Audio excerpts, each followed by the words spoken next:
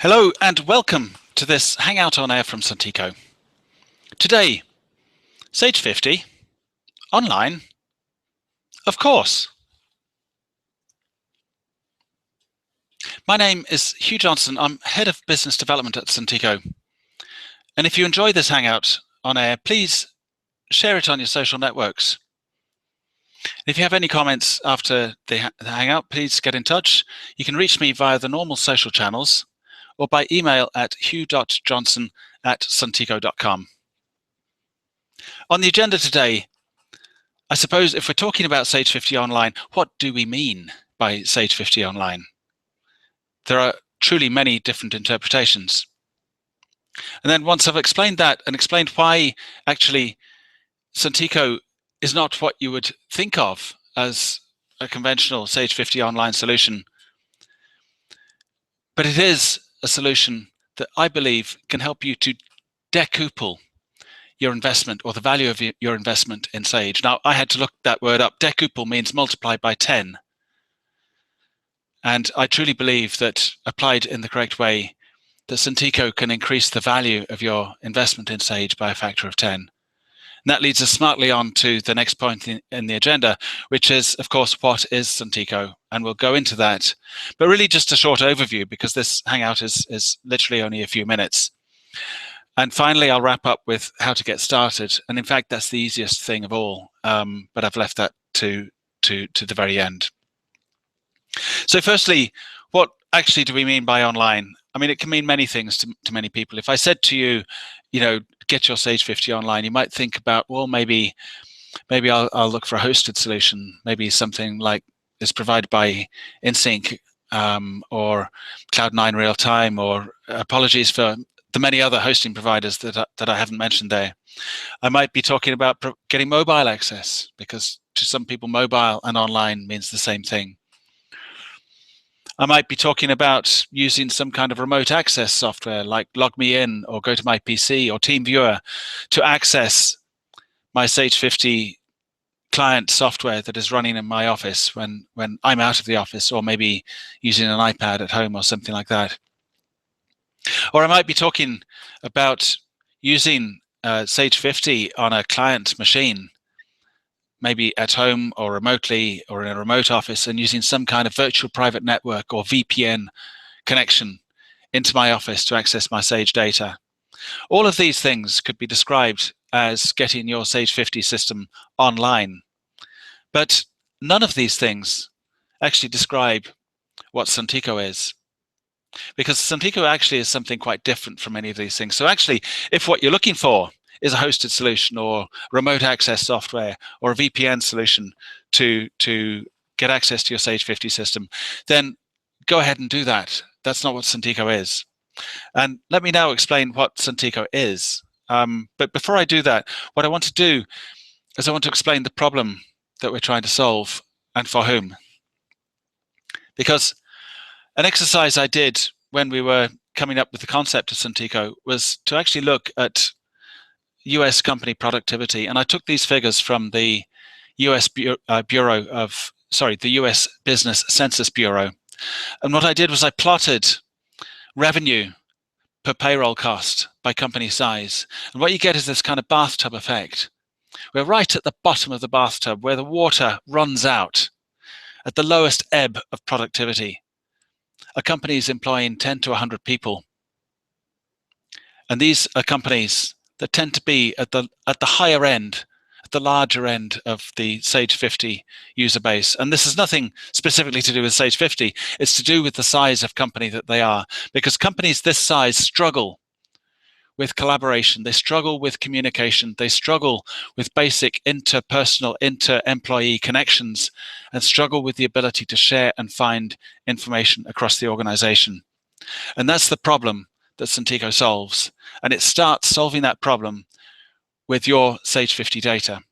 Because in a company this size, using Sage 50, your Sage 50 records are actually typically the very best set of information, or very best set of records that the company has anyway. So what a great place to start in terms of sharing information and collaborating company-wide. So what Suntico is is an online system that enables you to connect people across the company and share your data, share your Sage 50 data, access your Sage 50 data, plus more, enrich that data, add other data to it. And it helps you find that information, helps you collaborate, work on tasks together, and really put your Sage 50 data assets to work. And it's by putting those Sage 50 data assets to work across the company that we believe that we can decuple, that is, multiply by 10, the value of the investment that you have in your Sage 50 system. So let's take a quick look at what I mean by that. And in fact, what I'll do, this is just a slide here, what I'll do is I'll flick out into a live demo. So we go onto the web and we go to the Sage, not the Sage website, the Suntico website, and we go to log in. And here I'm logged in a fictitious company called Bellwether Garden Supply. Many of you that use Sage 50 US edition will be familiar with this. It's one of the sample demo companies that are there within the system. Now, firstly, what you'll notice is this looks nothing like Sage 50, okay? And it is nothing like Sage 50, except it is populated with a lot of Sage 50 data plus other stuff as well. So what we have is we've got accounts, contacts, addresses, product information, sales information, purchase information, all coming up from Sage 50 in the background. You'll notice that Suntico is a cloud-based, web-based application. You can access it through any web device, any mobile device, any tablet. It works extremely well on iPads. It works extremely well on a desktop. There's a lot of data in here. Small screen devices may be not so good for looking at a huge amount of data, but it provides that web and mobile access across any device to your Sage data. Okay, it's not Sage online, but it's online access to your Sage data, as it were. And one of the things I discussed was being able to find your information. Well, let's start with that. But before we start with that, we're talking about sharing. We're talking about sharing across the company. We're talking about cloud-based access. So, of course, one of the things that must be coming through your mind is well, what about control? What about security?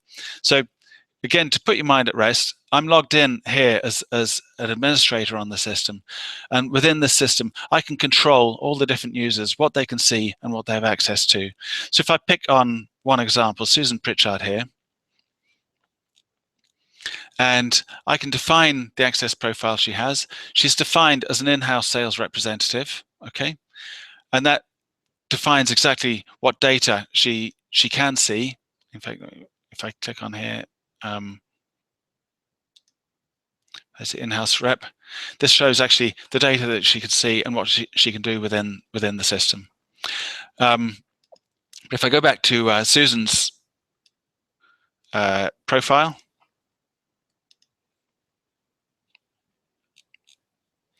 and here I can also define what it is she can see. So I can say, well, I'll only let her access Bellwether Garden Supply. So I'll turn off all these other companies.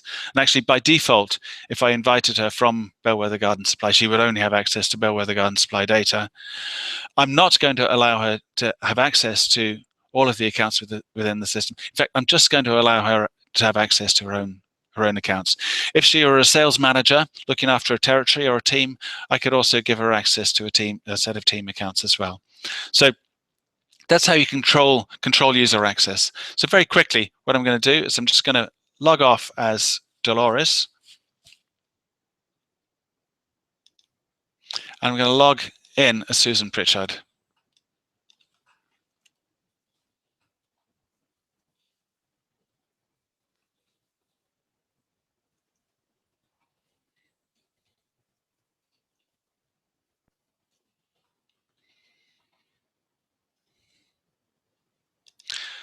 And how did that work? Okay, sorry.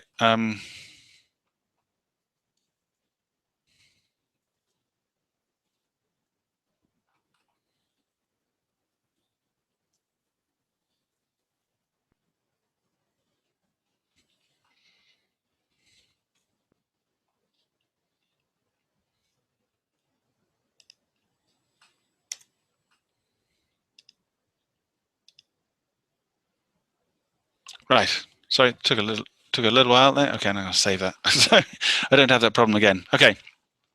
Now I'm logged in as Susan Pritchard, and if I go to my business and drill down to look at the accounts,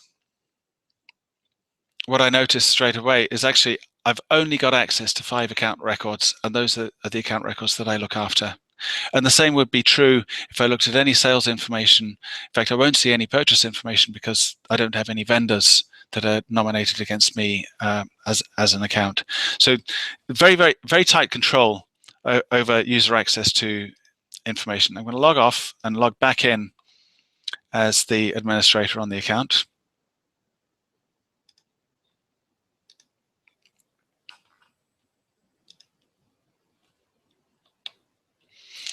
And if you remember previously as Susan Pritchard, all I could see was 5 accounts, and now logged in as Dolores Flowers as the administrator, I have access to, well, a lot more, 81 different accounts.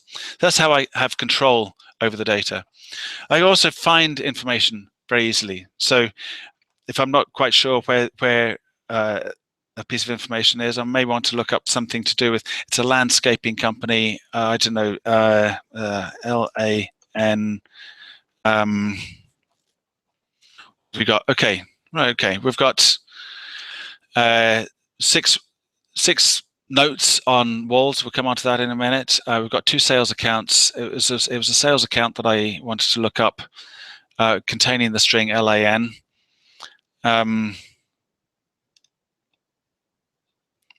And here Holland Properties or Armstrong Landscaping. It was actually Armstrong Landscaping that I wanted to look at. So a quick way of finding information within the system.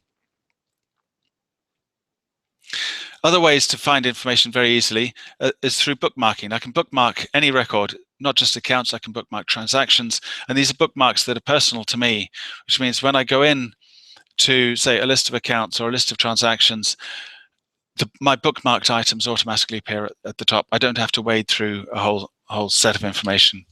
I can also create personalized lists. So these are kind of dynamic lists based on certain criteria. So I can set different filters. So I could say, okay, customers purchasing in 2013,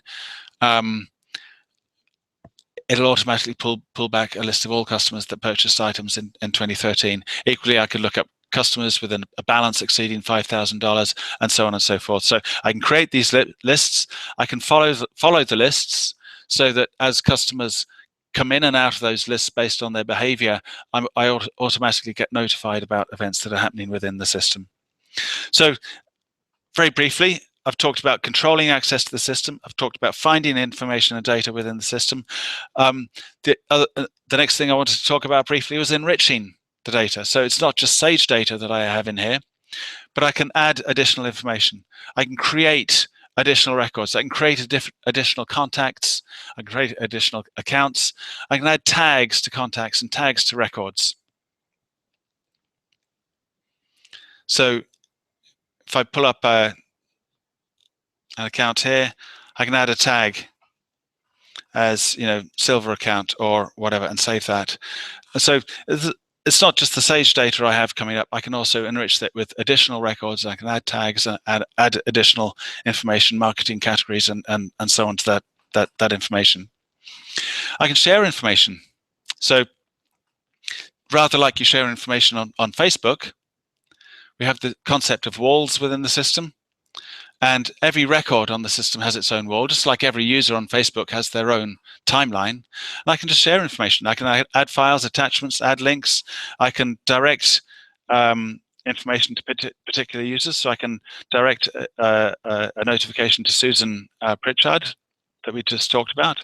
And I can link this note to an account, say Armstrong.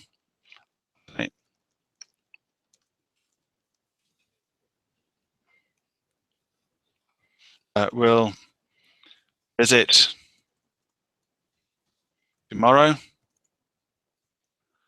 I could add a hyperlink, I could attach files or whatever. I maybe attach a delivery note if that's relevant, if I'm a rep out in the field. I can just share that information. And again, like on Facebook, anyone that's following the account will see that notification. Susan will get a notification in there because that's directed personally at her.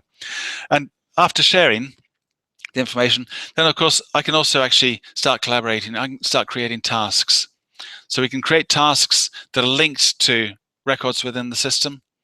I can, and just like adding additional notes, I can create different types of tasks. And maybe in this particular case, I've got a collections task. Please collect check for, and I can reference an invoice.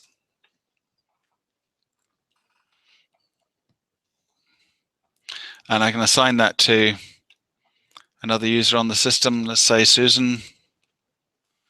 And that's an outstanding balance in Smith Garden Centre that Susan looks after. And I can assign that task to her. I can set priorities, I can set dates, and so on. And again, Susan will get a notification of that, and I can track the status of that task. And that task will appear within the record of the account and also within the record of that invoice. So that's a very quick whistle-stop tour of Suntico, literally a very quick whistle-stop tour. And if you'd like to see more, because the fourth point on the agenda I said was what to do next if you like it. And it's very simple.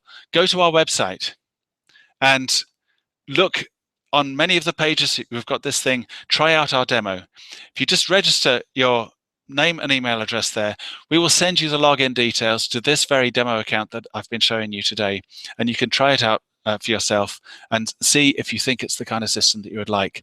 If you would like it, the next step is actually incredibly easy, because getting connected to your own Sage 50 system, getting your own data up there with your own account set up is very simple, very straightforward, and we can have you up and running and connected in as little as 15 minutes. The time it takes perhaps to have just a cup of coffee. So that's sorry. That's a quick whistle-stop tour in terms of the overall system. As I say, if you've got any questions, please get in touch via the normal social channels or reach me by email at hugh.johnson@suntico.com. I would like to thank you very much for attending this Hangout-On-Air. We're gone now for the Christmas period, but we will be back in the new year with a new series of Hangouts-On-Air, looking at how we can drive productivity forward in small and medium-sized businesses that use Sage 50 accounting software.